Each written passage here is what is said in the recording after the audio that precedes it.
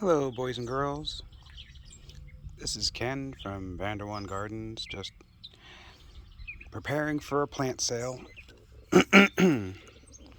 People that like to plant stuff always end up making way more than they need. Forgot to mark these two.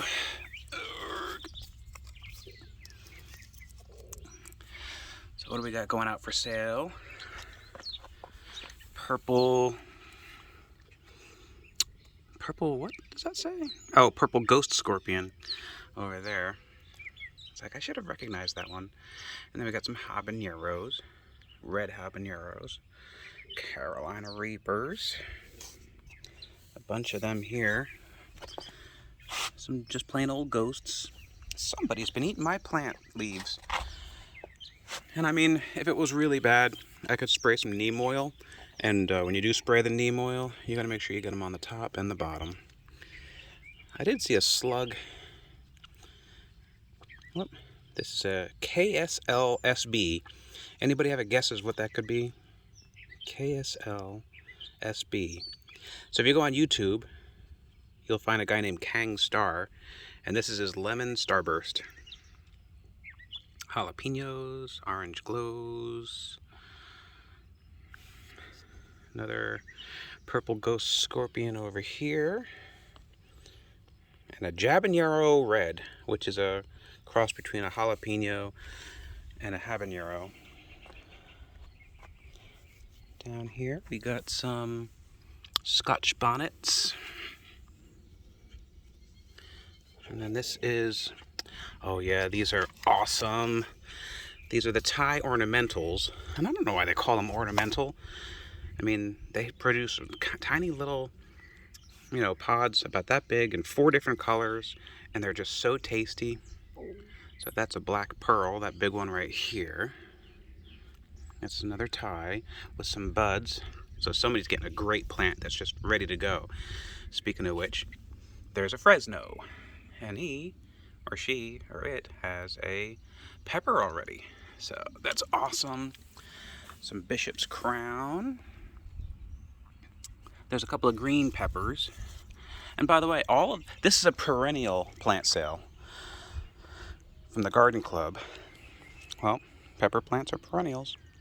I brought some in last year, and I don't think I'm ever going to do that again, because my basement turned into an insect infestation. There were dead bugs everywhere because I had to fog it with Raid. So, and only 3 out of 20 plants survived. And so far, this little fella here, this Fresno from seed, is the first one to actually bear fruit. None of the ones that are overwintered bore fruit. And I got some tomato plants back there. They're not perennials, but they're extra, so I'm getting rid of them. So, down the garden path, I used to kill the clover. I'm sorry, I got distracted by a wasp. What you doing over here, Mr. Wasp? You're not welcome. You better not be trying to make a nest. Collecting resources.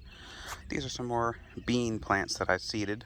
So my seed area in the basement is now turned off for the first time since February. That's when I start my seeds. So I think I want to start my seeds a little bit earlier than that next year. Last year I started them in December. And they were just so large by the time that I brought them out here. So some new additions to this garden.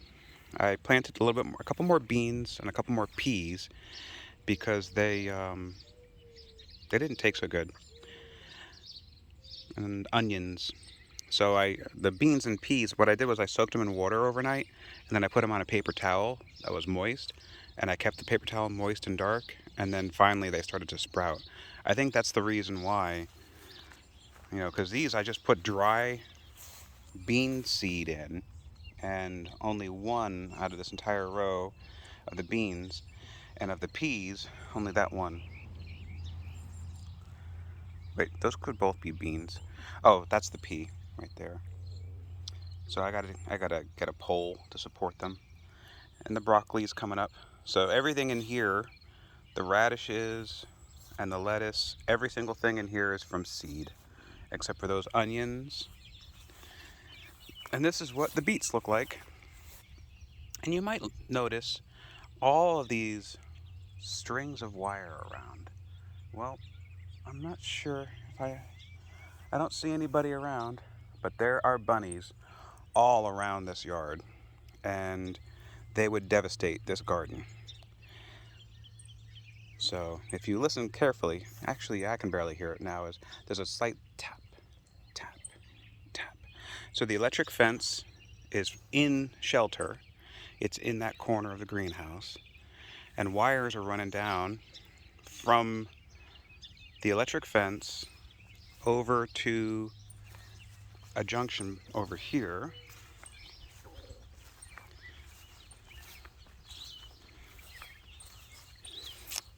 So the red wire, oh, I hear uh-oh. You hear that tap, tap, tap? That tells me that my wire got broke somehow. So I'm gonna have to wrap that up. But yeah, listen for those tap, tap, taps if they're not happening where they belong. Like another thing that's gonna cause a tap, tap, tap is, see how the asparagus is touching it? So that's grounding out the wire. So obviously you're gonna want to disconnect it. So yeah, I know. I have black electrical tape around the grounds.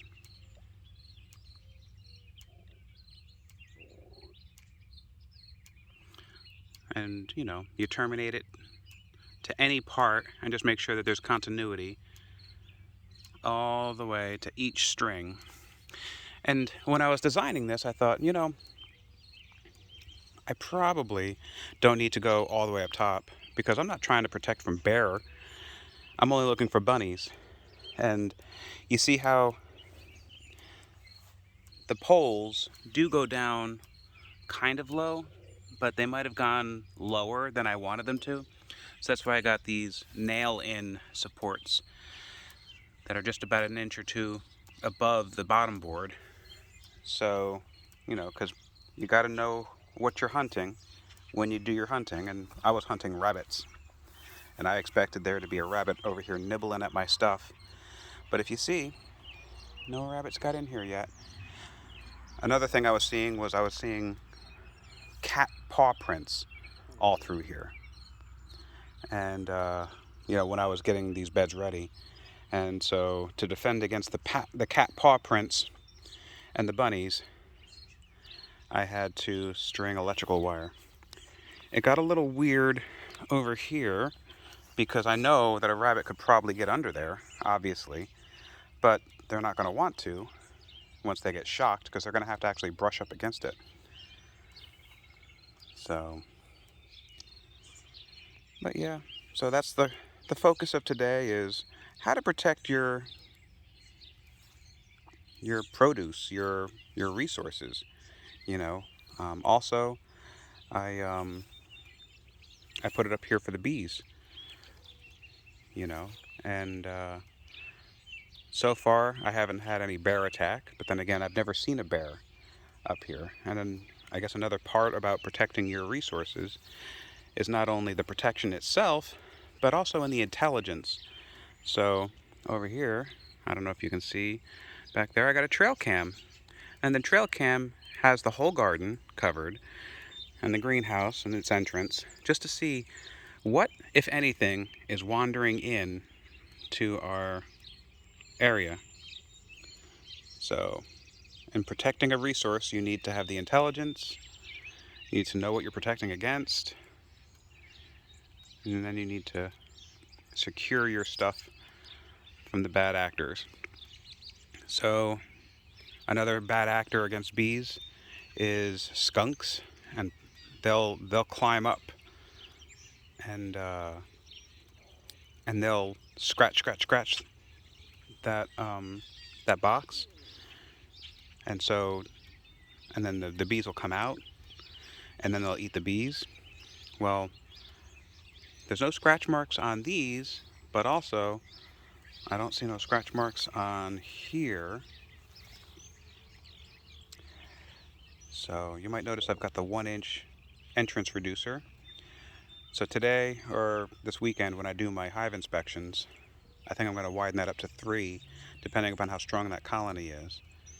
And I think what I'm going to do is I'm going to take 1 frame of brood from the strongest colony on the left, the Catherine the Great one.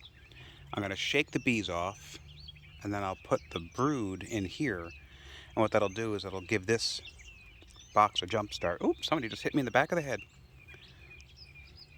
I don't think I've got a guard bee after me. I think it was just an accidental flyby. You know, I mean, if you notice, I'm not wearing any kind of gear out here because I'm not doing anything yet. So I keep my grass long now.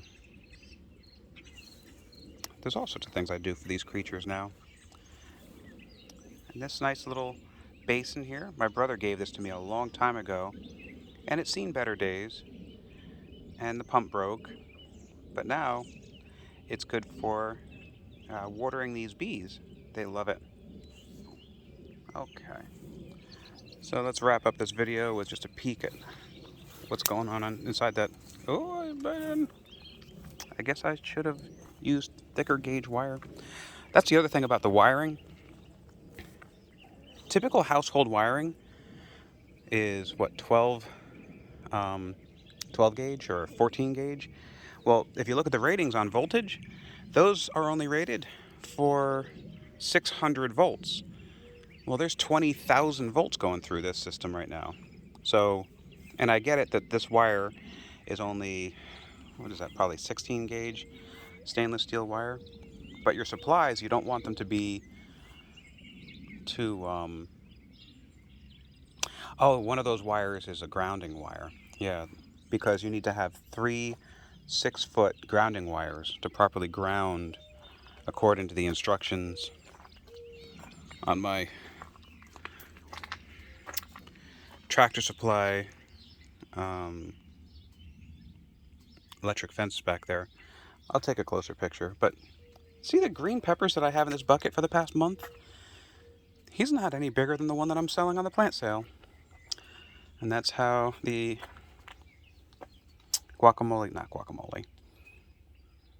avocado tree looks. And then here we got the broccoli crowns.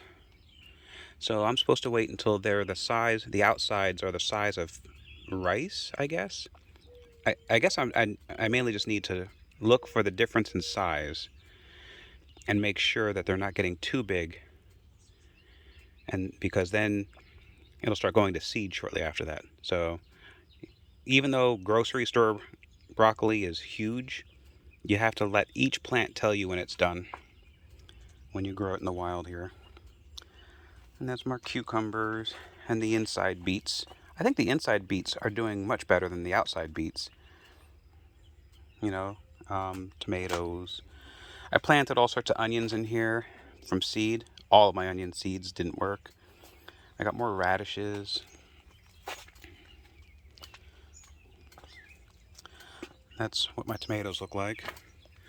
So this is the American FarmWorks 15-mile electric fence controller. Low impedance output, 7 output joules. And yeah, I'm gonna unplug that thing as soon as I get 2 hands. And this is Leo, the lime tree. Don't wanna.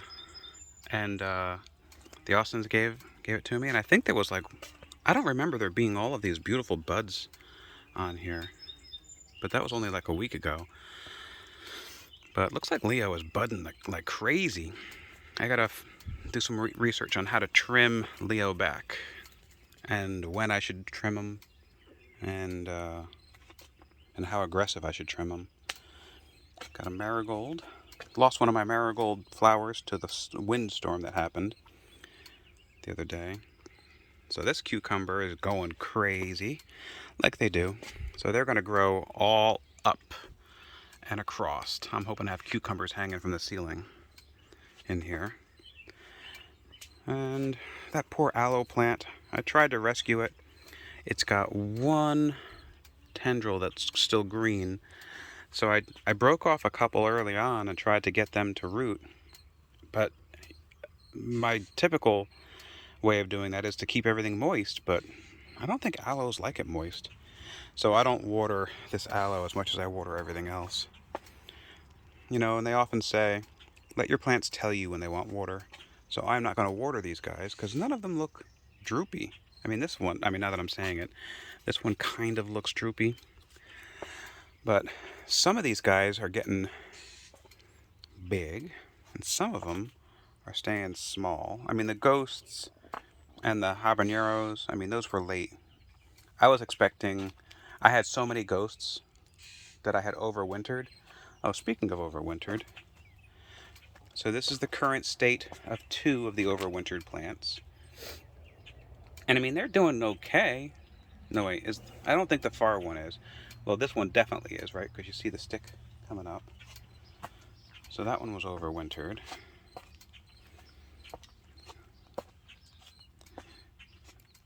And this one was overwintered.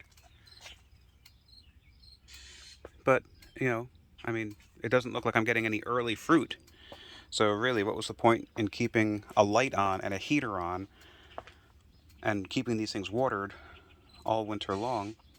Now this one here could be the exception to the rule.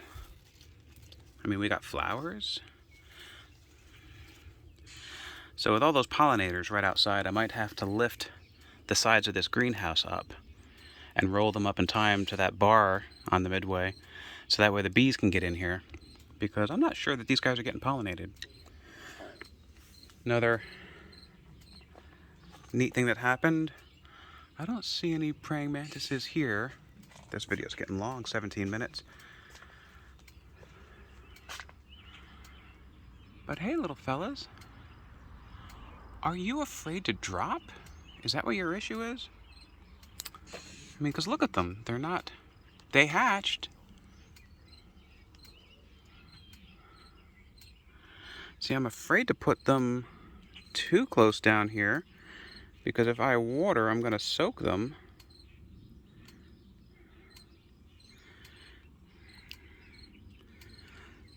See, I have jars. See, they were like this yesterday, too. I don't know if they're afraid to drop. Well, we'll see what that does. I'll have to remember I did that before I water in here. The lettuce is coming. The spinach we've been eating like crazy. Just had that today with some eggs. I sauteed it up in bacon fat again. So the sugar snap peas are almost ready. Some of these guys are getting big inside. They just gotta get a little greener. Oh, and this thing, by the way, this is like a scarecrow. Something that moves, you know, in here. Because so far I haven't had any critters come in here and try to eat my stuff. So these are more beans and some more flowers. This is my last cucumber. And this, boys and girls, concludes the, was this the May 12th? No, June 12th garden tour. No hot peppers to eat yet, but they're coming. Pretty soon I'm going to have more than I can deal with. Thanks. Like and subscribe, please.